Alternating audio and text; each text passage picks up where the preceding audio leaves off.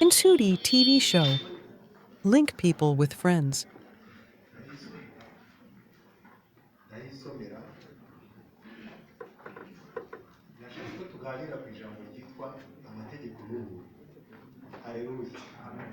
Amategeko n'ubuntu. Kadusome mu izina rya Yesu ku wa mbere. Aravuga ngo mbese noneho dutangiye kongera kwiyogeza cyangwa dukura inzandiko zo kutwogeza mwandikire cyangwa zanditswe namwe nk'uko abandi bamwe bajya bazishaka. Nimwe rwandiko rwacu rwanditswe mu mitima yacu rw'abantu bose bamenya bakarusoma, kandi kuko biragaragara ko muri urwandiko rwa Kristo rwanditswe natwe rutandikishijwe wino, ahubwo rwandikishijwe umwuka w'Imana ihoraho, rutanditswe ku bisate by'amabuye, ahubwo rwanditswe ku by'inyama, ari byo mitima yacu. Ibyo ni byo byiringiro twiringira Imana ku bwa Kristo, si uko twihagije ubwacu ngo dutekereze ikintu cyose nk'aho ari twe cyaturutseho, ahubwo tubashishwa n'Imana. Wa gatandatu, niyo yatubashishije kuba ababwiriza b'isezerano rishya atari ab'inyuguti, ahubwo ni ab'umwuka, kuko inyuguti yicisha naho umwuka hejuru ubugingo. Nuko rero niba imitegekere y'urupfu yanditswe igaraturwa ku mabuye yarahawe ubwiza n'icyubahiro, bigatuma abisirayeli badashobora kwihanganira gutungura mu maso ha Mose, kuko kurabagirana ko mu maso he kandi kwari umwanya muto gusa mugashira. Ntaswe imitegekere y'umwuka ntizarushaho kugira ubwiza n'icyubahiro. Niba imitegekere yateraga gucirwaho iteka yarahawe ubwiza, ntaswe imitegekere itera gukiranuka. Kuko ubwiza bwa yayindi ya mbere butagisa nk'aho ari ubwiza, kuko bwamazweho n'ubwiza buhebuje bw'iyaje hanyuma. Nuko rero niba ubwiza bw'imitegekere ya mbere bwarahindutse ubusa kubw'ubwiza bw'iya kabiri, noneho igumaho n'izarushaho kugira ubwiza. 12. Nubwo dufite ibyo byiringiro tuvuga dushize amanga cyane, ntitumeze nka Mose watwikiraga mu maso he kugira ngo abisirayeli batareba iherezo rya bwa bwiza uko bwamushiragaho. Ariko imitima yabo irahumye, ndetse kugeza na bugingo n'ubu iyo isezerano rya kera risomwa, cya gitwikizo kiba kigitwikira imitima yabo, ntibamenye ko cyakuweho na Kristo. 15. Ahubwo kugeza na n'ubu ibya Mose iyo bisomwa, iyo nyegamo ihora ku mitima yabo, nyamara iyo umuntu ahindukiriye umwami, iyo nyegamo ikurwaho. Nuko rero umwami niwe mwuka, kandi aho umwuka w'umwami ari niho haba umudendezo. Ariko twebwe twese ubwo tureba ubwiza bw'umwami, tubureba nko mu ndorerwamo mu maso hacu hadatwikiriye, duhindurwa gusa nawe tugahabwa ubwiza bufite ubundi bw'ubwiza bw'umwami. Amen. Dusome Abagatiya ibice bitatu. Bamakuru n'ubundi winjira mu Bagatiya ibice bitatu. Igice cya gatatu, kuko tugomba no mu mvugo tugomba gusoma, ntabwo ari ibice bitatu, ni Abagatiya igice cya gatatu. Turasoma umurongo wa 17.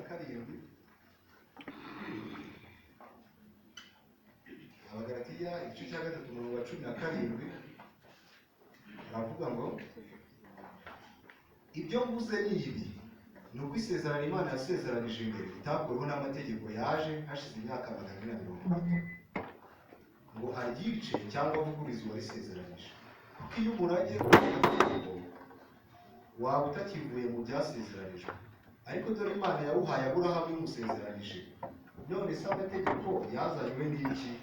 Yategetswe hanyuma kubw'ibicumuro kuko urubyaro ruzazira urwo byasezeranijwe.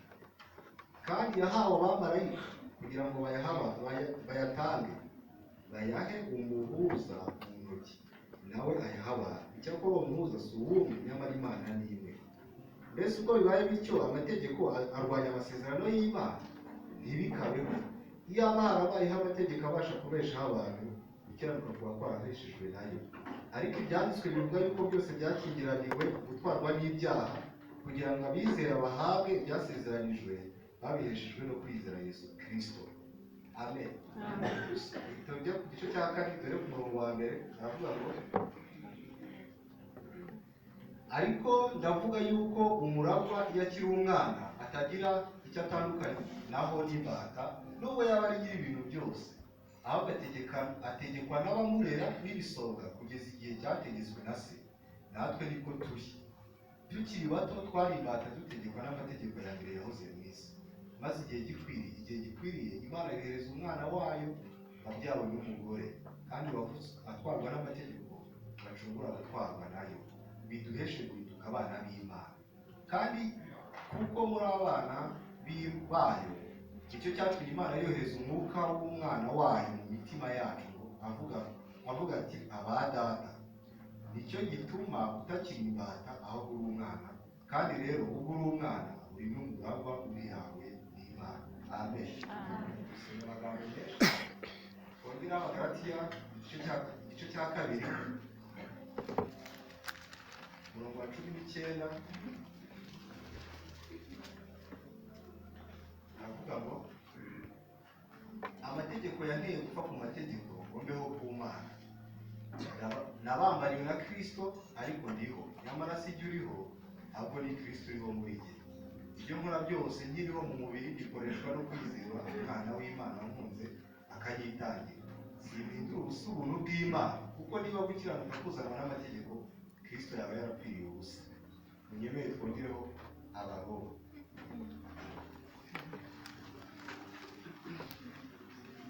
Abonye igice cya 10 rero ku murongo wa mbere aravuga ngo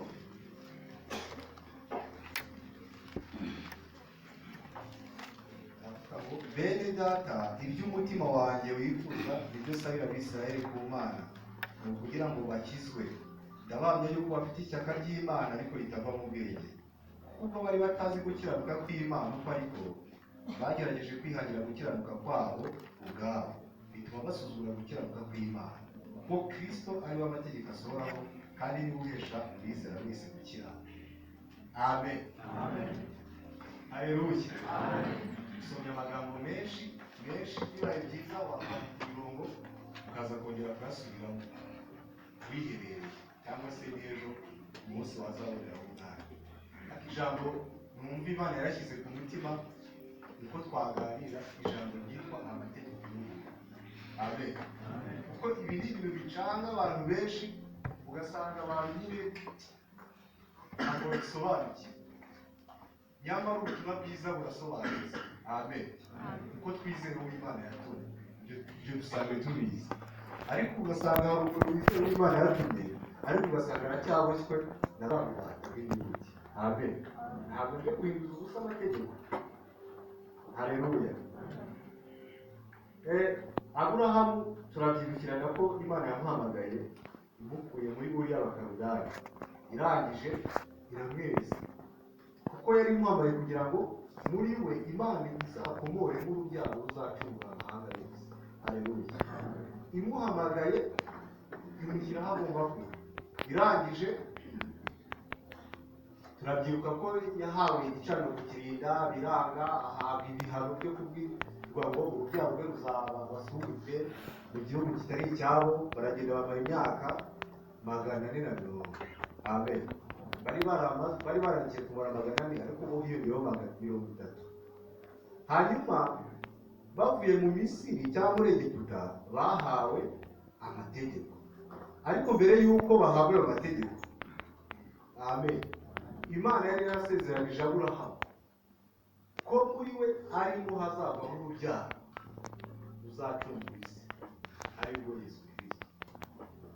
Hanyuma ayo mategeko yaje, ntabwo yaje kugira ngo akureho rya sezerano yari yasezeranije Aburahamu. Ntabwo ayo mategeko yaje kugira ngo akureho rya sezerano Imana yari yarasezeranije Aburahamu, ahubwo yaje kugira ngo arere cyangwa se ayobore, amen, ayobore urubyaro rwa Aburahamu cyangwa se rwa Isirayeli. Yaragize 12. Ushaka wagita umugore kuri Bibiriya, Isirayeli yigiranye nk'umugore. Amen. Noneho bahabwa amategeko kugira ngo abayobore cyangwa se batwarwe nayo, nibarangiza bageze ku gihe urubyaro ruzagaragara. Amen. Hanyuma urubyaro rugaragaye ntabwo baba bagitwarwa na wa mushoreye cyangwa se wa murezi. Turabyumva? Bibiriya igereranya isezerano rya kera. Ko nituvuga isezerano rya kera tujye twumva isezerano ry'amategeko. Iyo uvuze isezerano ry'amategeko, ibi bisa nk'aho ibijyanye n'umushorera, ni umurezi cyangwa se ni igicucu cy'ibizaba. Amen. Ariko Pawulo yaravuze ngo ariko umubiri wabyo ufitwe na Kristo. Haleluya. Muri make ni nk'uko nahamagaze hano, hari igicucu ndi kubona hano. Bivuze ngo isezerano rya kera rijyanye n'iki gicucu ariko cyane cya Kristo. Amen. Rero tubanze twumve ibi, twumve n'ubuntu Imana yazaniye abantu, bukiza abantu, bubatura abantu muri ubu bantu. Kuko amategeko ntabwo, yego barakiranukaga, harimo abakiranukaga, ariko bagakiranuka bitewe n'uko bakoze, uko bakiranuka bahabwa gukiranuka kurishwa n'amategeko. Amen. Ariko uko nguko ntabwo ari Imana yashaka, ahubwo yari yariteguriye igitambo. Haleluya. Amen. Igitambo kizaza kigasoza kwa gukiranuka kw'amategeko. Imana ngo uyu nguyu rero, Yohana we yaramurebye avuga ngo uyu mwana w'Imana ugiye gukuraho ibyaha by'abari mu isi. Uwo rero niwe nje kubabwira. Amen. Haleluya. Uwo nguwo niwe ukuraho ibyaha by'abari mu isi. Ubwo umuntu utagufite yamugira inama yo kumwemera, ariko wamwemera se utaramwumva? Amen. Nta nubwo wamwumva nta wakubwirije. Yesu Kristo rero niwe amategeko asura ngo twasoma. Abana b'Imana rero ntabwo ari imbata z'amategeko. Ari yabisuku bisate by'abantu uko twabisoma. Ahubwo abana b'Imana batwarwa n'amategeko ya Kristo. Haleluya. Ndabasomera amategeko ya Kristo ntabarika, niwana y'abana, ntabwo ngo ni unlimited. Amen. Ariko ntabwo ari ya mategeko avuga ngo ntukice. Haleluya. Ari amategeko avuga ngo ntukice, ari yakiro y'ibigani kugira ngo abahane. Ariko abana b'Imana bafite umudendezo. Amen. Ubutumwa bwiza rero bwatubatuye mu bubata bw'iki bw'ibyaha n'izo nyuguti. Amen. Reka mvuge wenda itegeko rya mbere Kristo yaduhaye, yaratubwiye ngo musenge ubudasiba. Amen. Iryo ni itegeko rya mbere. Ndavuga ngo make, musenge ubudasiba. Hari aho gusenga nta bakumva nta nicyo bivuze, ariko umuntu wamaze guhishura ubuntu bw'Imana, amen, asenga ubudasiba. Itegeko rya kabiri, mubabarirane. Amen. Mubabarirane. Umuntu utababarira mugenzi we bivuze nta n'urukundo amufitiye. Kuko niba uzi ko umuntu ari mu isi, kandi twakwiga kare ko tudakirana n'ibifite imibiri, ahubwo dufite n'amaraso. Amen. None niba umuntu utamubabariye, uzababarirwa. Ibyo ni itegeko Kristo abahaye kugira ngo mubabarirane. Irya gatatu, imirimo myiza mukore. Amen. Haravuga ngo byarangiye, mukore, kandi tuzi ko Imana izitura umuntu wese ibikoranye ibyo yakoze, kandi azagororerwa. Ingororano tuzaba zitandukanye n'ubwo abazajya mu ijuru bazaba basangiye ikamba ry'ubugingo. Itegeko rya kane, mwere imbuto. Haleluya. Imbuto zikwiriye abihana, kuko hari n'imbuto zikwiriye abatarihana. Amen. Bakiri mu mwijima. Ariko abana b'Imana bategetse kwera imbuto. Kuki Kristo aduteka ngo nimwihangane? Nutihangana muzaba ubwami bw'Imana. Kuki avuga ngo mugire ibyishimo, mwishime iteka, mukundane, mwirinde, mukiranuke, mugwe neza, mugire ingeso nziza, ziriya mbuto zose. Iryo naryo ni itegeko Kristo yaduhaye. Irindi tegeko, ntimukihorere. Amen. Iryo naryo ni itegeko riyobora abakristo. Reka tubyumve, ntabwo umukristo ntabwo ayoborwa n'itegeko rivuga ngo ntugasambane. Ahubwo itegeko rya Kristo rivuga ngo kunda mugenzi wawe. Amen. Mukundi. Kuko umwuka, kuki yavuze ngo, kuki Kristo yatanze itegeko yavuze ngo gukiranuka kwayo ni kutaruta uko abarisiramu n'abafarisayo muzaba ubwami bw'Imana. Wakwibaza ngo kubera iki? Amen. arangije avuga ngo nureba umuntu umugore wundi cyangwa umukobwa ukamwifuza uzaba ugize iki? Uzaba usambanye. Kuki icyo kintu yakibuze? Amen. Ariko mu isoro rya cya tubyibukirane, umuntu iyo yamwifuzaga ariko ntabikore, we ryakiriwe yabaga yarisohoje. Amen. Reka Imana ijya mubonaga nk'umukiranutsi, ariko wowe kubera ko Petero niwe yanditse aravuga ngo niyo yaduhaye iby'igiciro byinshi bikomeye cyane kugira ngo bidutere gufatanya na kamere y'Imana. Amen. Umwuka wera uri muri wowe, umwuka wera uri muri wowe bisa nk'aho ari kamere y'Imana yaje muri wowe igutera inagushoboza gusohoza kwa gukiranuka kw'amategeko. Amen. Ukaba utakiri imbata yako. Haleluya. Ugasigara noneho uri umudendezo, kandi umudendezo mwaturirimba indirimbo Umurinzi bitaranika ijambo rimwe hano nahise ntekereza, navuze ngo uko abanyabyaha bitabaremerera gukora ibyaha. Amen. Uko abanyabyaha bitabagora cyangwa se ngo bibaremerere gukora ibyaha, niko n'abakristo bitabaremerera gukiranuka. Haleluya. Kuko turi abana b'umudendezo, ntabwo tukiboshywe, ntabwo tumeze nk'abantu batazi iyo bajya, nta nubwo bituremereye. Kuba inzira ifunganye irafunganye, ariko nta nubwo dushaka ko Kristo yaba. Amen. Kuko biratunyuze, biraduhagije. Niba ariyo nzira yaciye rero mwemere muyinyuremo. Amen. Ariko niba bikuremereye hari aho utaragera. Amen. Ndakwinginga ngo wongere utere intambwe ukomeze guhishurirwa ubuntu bw'Imana. Ntabwo inzira iruhije, kuki umutwaro wiwe utaremereye? Umuntu ukiri muri za nyuguti azatagangara, azanaremerera. Uyu mudendezo w'Imana w'abana b'Imana ntabwo dusubiza mu bubata bw'ibyaha. Amen. Impamvu Pawulo yavuze ngo twapfuye ku mategeko, si twe tukiriho. Niba itegeko rivuga ngo urugero ntukice. Amen. Niba itegeko rivuga ngo ntukice, none umukristo ntiyica. Amen. None ubwo umukristo utica ni ngombwa kongera gukurikiza rya tegeko riri kukumubwira ngo ntukice. Itegeko ryaje ryerekana icyaha cyo kwica. Amen. Ariko umukristo we afite ubushobozi bwo kutica. Bivuze ngo rya tegeko ryavuga ngo ntukice, nicyo gituma Pawulo avuga ngo twapfuye ku mategeko yahoze mu isi, kuko itegeko ryaje kwerekana icyaha, nyamara umukristo yapfuye ku cyaha. Amen. Twitonde. Umukristo nubwo yapfuye ku cyaha, ikimutera gukora icyaha ntikiraranduka, ahubwo kizabata ubwo azagaruka. Amen. Nibwo kizamuvamo. Nicyo gituma dukwiye guhora dusoza amategeko ya Kristo, ndetse dutwarwa nayo turi n'imbata zayo. Amen. Haleluya. Imbata z'amategeko ya Kristo kugira ubuntu. Haleluya. Bimbata yo kugira ubuntu. Haleluya.